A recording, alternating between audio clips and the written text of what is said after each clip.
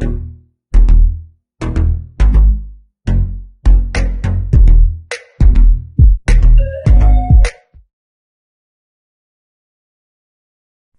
friends, welcome to C Programming Video Tutorials series. From the past few video tutorials, we are trying to understand one-dimensional array in C.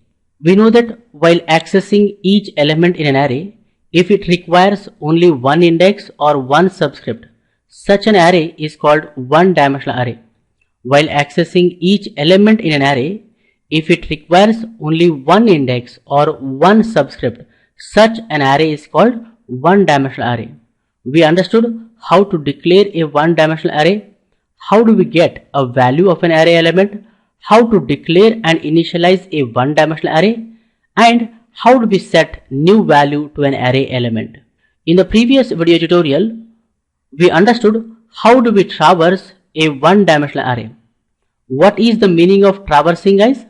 Traversing means looping through each element in an array. Traversing means looping through each element in an array, that is accessing each element in an array using looping or iterative statements.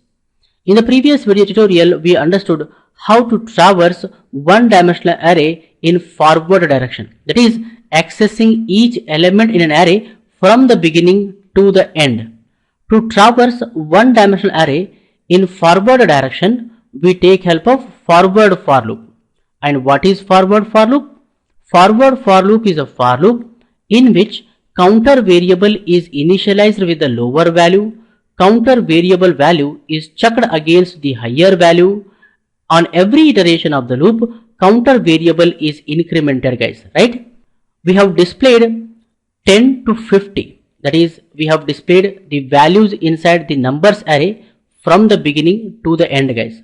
In this video tutorial, I would like to discuss how to traverse one-dimensional array in the reverse direction. That is, how do we access each element in a one-dimensional array from the end to the beginning. We are going to write a code to display 50 to 10, guys. To traverse one-dimensional array in reverse direction, we take help of reverse for loop. And what is reverse for loop? Reverse for loop is a for loop in which counter variable is initialized with the higher value, counter variable value is checked against the lower value. On every iteration of the loop, counter variable is decremented, guys.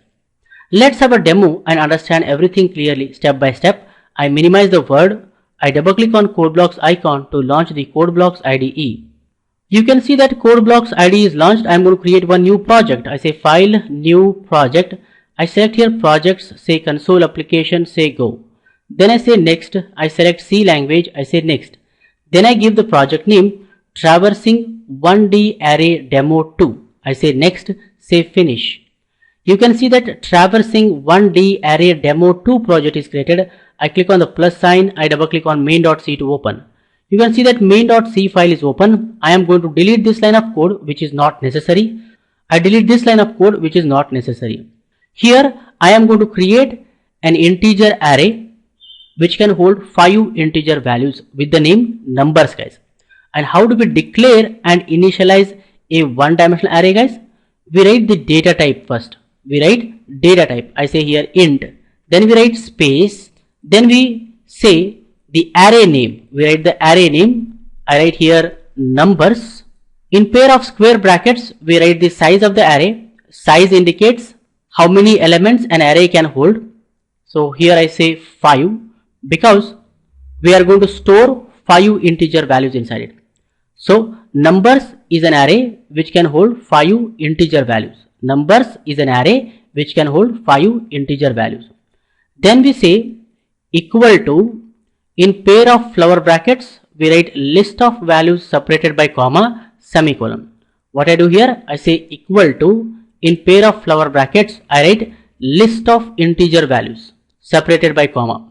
I say here 10, comma, 20, comma, 30, comma, 40, comma, 50, semicolon. That is how we declare and initialize a one-dimensional array in C. What happens when this line of code is executed, guys? We know that computer goes to its memory. It allocates a memory block which contains 5 memory locations, right? Because we have 5 integer values, 1, 2, 3, 4 and 5. Each memory location is going to have an index, and we know that arrays follow zero based indexing. That is, first element in the array is going to have the index 0. So first memory location is going to have the index 0, next memory location is going to have the index 1, next memory location is going to have the index 2, next memory location is going to have the index 3, next memory location is going to have the index 4. 0 to 4, total 5 memory locations or 5 elements, guys. And we know that each memory location is going to have some address. Let's assume first memory location has the address hash 1. And we know that integers allocate 4 bytes of memory location. So next memory location address will be hash 5. Next memory location is going to have the address hash 9. Next memory location is going to have the address hash 13. Next memory location is going to have the address hash 17. We are just assuming these addresses, guys. And inside the allocated memory locations, it assigns values. Numbers of 0 will be 10. Numbers of 1 will be 20. Numbers of 2 will be 30. Numbers of 3 will be 40. Numbers of 4 will be 50. That is our numbers array, guys. That is our numbers array. And we know that numbers is an implicit pointer, implicitly a pointer which points to the first element in the array, which points to the first memory location in the array. That's what happens when this line of code is executed. Now what I want is, I want to display values in the reverse direction. I want to display 50, 40, 30, 20, 10. That means I want to loop through the one-dimensional array in the reverse direction, guys. To loop through or to traverse a one-dimensional array in the reverse direction, we take help of reverse for loop, guys. So what I do here, I'm going to create one integer variable I, initialize with the value 0. Then I say for I is equal to 4. I'm initializing the I value with the 4. Why? Because if you see here, last element in the array has the index 4, guys, right? That's the reason I'm saying here I is equal to 4. Then I say I greater than minus 1. Greater than minus 1 is 0. As long as the I value is greater than minus 1, you should execute the body of the for loop, right, guys? On every iteration of the for loop, I value should be decremented by 1. So I say here I minus minus, because in the beginning I value is 4. Next it should become 3. Next it should become 2. Next it should become 1. Next it should become 0. When I value becomes minus 1 greater than minus 1 is false, because minus 1 is equal to minus 1. So this condition evaluates to false, the loop is terminated. So inside the for loop body, I say printf, in double quotations I say %d \n, comma, I write here array name numbers. In pair of square brackets we should give the index. Here we are getting the index using the I variable, so I say here I, and then I say semicolon, guys. If I say build and run, it displays 50, 40, 30, 20, 20. So we have successfully traversed the one-dimensional array in the reverse direction using the reverse for loop, guys. Let me explain how this code is executed. I'm going to copy this code. I go to MS Paint and I paste that code here. I explain this code step by step so that you people can understand everything clearly. Let's begin. When control hits to this line, what it does, we know that it allocates 4 bytes of memory location. To that memory location it gives a name I, puts the initial value inside it 0. Let's assume its address is hash 21. Then control moves forward. When it hits to for loop, first initialization statements are executed. I equal to 4 is executed. So what happens here? I value is set to 4, guys. After executing initialization statements, control goes to condition part of the for loop and checks the condition whether I is greater than minus 1. Of course, 4 greater than minus 1 is true. As this condition evaluates to true, it executes the body of the for loop. What printf does? Printf displays the value of numbers of I. And what is I? I is 4. It displays the value of numbers of 4. Numbers of 4 is 50. It displays 50 and \n moves the cursor to the next line. After executing all the statements in the body of the for loop, control goes to increment or decrement part. I minus minus. I value is decremented by 1 guys. It becomes 3. Then it goes to condition part, checks the condition whether I is greater than minus 1.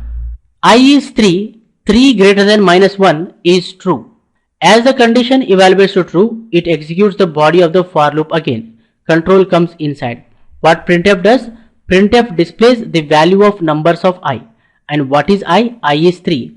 Printf displays the value of numbers of 3 guys, that is 40. And then \n moves the cursor to the next line. After executing all the statements in the body of the for loop, control goes to increment or decrement part. I minus minus is executed. I variable value is decremented by 1. It is 3. It becomes 2 guys. Then it goes to condition part, checks the condition whether I is greater than minus 1. I is 2. 2 greater than minus 1 is true. As this condition evaluates to true, it executes the body of the for loop. Control comes inside. Printf displays the value of numbers of I. And what is I? I is 2. Printf displays the value of numbers of 2 guys. And numbers of 2 is 30. Then \n moves the cursor to the next line. After executing all the statements in the body of the for loop, control goes to increment or decrement part. I minus minus. I variable value is decremented by 1. It is 2. It becomes 1 guys. Then it goes to condition part, checks the condition whether I is greater than minus 1. I is 1. 1 greater than minus 1 is true. As condition evaluates to true, it executes the body of the for loop. Control comes inside. Printf displays value of numbers of I. I is 1. Printf displays the value of numbers of 1 guys. And what is numbers of 1? Numbers of 1 is 20. Then \n moves the cursor to the next line. After executing all the statements in the body of the for loop, control goes to increment or decrement part of the for loop. I minus minus is executed. I variable value is decremented by 1. It is 1. It becomes 0 guys. Then it goes to condition part, checks the condition whether I is greater than minus 1. I is 0. 0 greater than minus 1 is true. As this condition evaluates to true, it executes the body of the for loop. Control comes inside. Printf displays the value of numbers of I. I is 0. So printf displays the value of numbers of 0, that is 10. It displays 10. \n moves the cursor to the next line.